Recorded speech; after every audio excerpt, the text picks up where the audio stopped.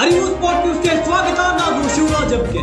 ವೀಕ್ಷಕರೇ, ಕರ್ನಾಟಕದಲ್ಲಿ ಈಗ ಇಡಿ ದಾಳಿ ಬಹುದೊಡ್ಡ ಮಟ್ಟಿಗೆ ಸದ್ದನ್ನ ಮಾಡ್ತಾ ಇದ್ದು, ಇದೇ ವಿಚಾರವಾಗಿ ಈಗಾಗಲೇ ಒಂದಷ್ಟು ರಾಜಕೀಯ ವ್ಯಕ್ತಿಗಳ ಮೇಲೆ ಇಡಿ ದಾಳಿ ನಿರಂತರವಾಗಿ ಆಗ್ತಾ ಇದೆ.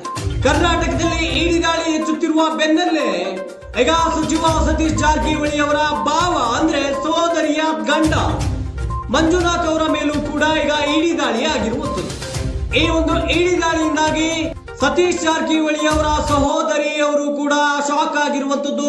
ಮಾಧ್ಯಮಗಳಿಗೆ ತಮ್ಮ ಮೊದಲ ಹೇಳಿಕೆಯನ್ನ ಕೊಟ್ಟಿರುವಂತಹ ಸತೀಶ್ ಜಾರಕಿಹೊಳಿ ಅವರ ಪ್ರಕಾರ ಈಗ ಏನು ತನಿಖೆ ನಡೀತಾ ಇದೆ, ಬಂಧನ ಆಗಿದೆ ಅನ್ನುವಂತಹ ಸುದ್ದಿಗಳು ನಿಖರವಾಗಿ ನನಗೆ ಇನ್ನೂ ಬಂದಿಲ್ಲ. ಮಾಹಿತಿಗಳು ಸಂಪೂರ್ಣವಾಗಿ ಪಡೆದ ನಂತರ ಮಾಧ್ಯಮದವರೊಂದಿಗೆ ಮಾತನಾಡ್ತೇನೆ ಅನ್ನುವಂತ ರೀತಿಯಲ್ಲಿ ಈಗ ಹೇಳಿಕೆಯನ್ನ ಕೊಟ್ಟಿರುವಂತದ್ದು.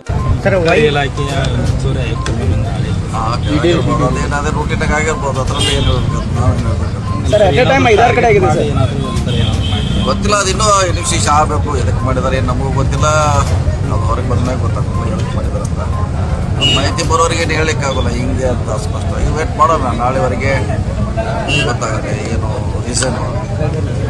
ಆವಾಗ ಅದಕ್ಕೆ ಏನಾದ್ರು ಹೇಳಲಿಕ್ಕೆ ಅನುಕೂಲ ಆಗ್ತದೆ. ಮತ್ತೊಂದು ಜಾರಕಿಹೊಳಿ ಕುಟುಂಬದ ಈ ಕಡೆ ನಿಮ್ಮ ಬಾಮೈದ ಬೇರೆ ಸರ್ ಅವರು ಇರ್ಬೋದು, ಅದು ನೋಡೋಣ. ಮಾಹಿತಿ ಬರದೆ ಏನು ಹೇಳಲಿಕ್ಕಾಗಲ್ಲ. ಯಾವ ರೀಸನ್ಗೆ ಅವರು ರೇಡ್ ಮಾಡಿದ್ದಾರೆ, ಅವ್ರು ಏನು ಕೇಳಿದ್ದಾರೆ ದಾಖಲೆ ಏನು ಅವ್ರು ಕೊಡೋಬೇಕು.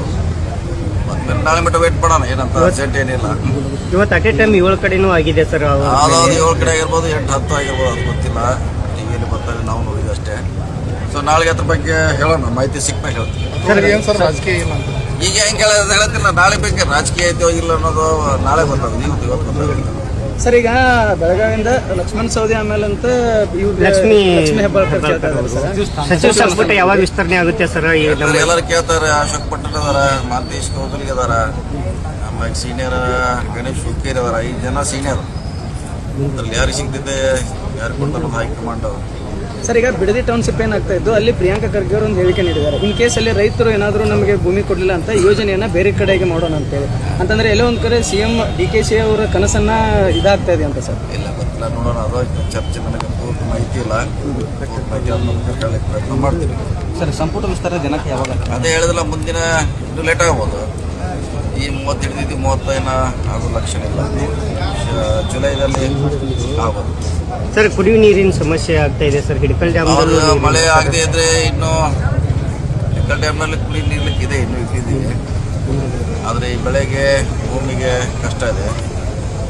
ಸೊ ನೋಡೋಣ, ಇನ್ನೂ 15 ದಿವಸವರೆಗೆ ತೊಂದರೆ ಆಗೋಲ್ಲ ನೀರಿನ ಸಪ್ಲೈ.